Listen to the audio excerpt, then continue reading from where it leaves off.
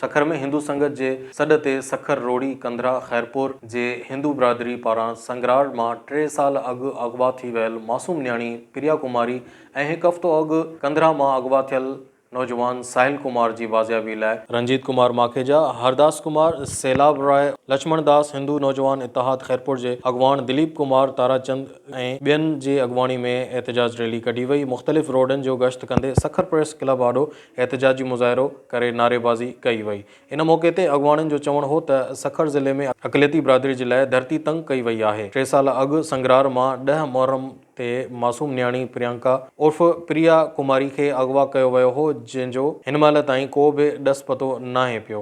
हिननि चयो त हिकु हफ़्तो अॻु कंधरा वारे इलाइक़े मां नौजवान साहिल कुमार खे अगवा कयो वियो आहे, जंहिंजी बाज़ियाबी लाइ संदसि वारसनि खां 1 करोड़ रुपया भंग घुरियो वियो आहे, जेको न ॾियण जी सूरत में मग़वी नौजवान खे जानी नुक़सान पहुचाइण जूं धमकियूं ॾिनियूं वियूं आहिनि। हिननि चयो त पुलिस नौजवान जी बाज़ियाबी लाइ रुॻो दिलासा ॾेई रही आहे।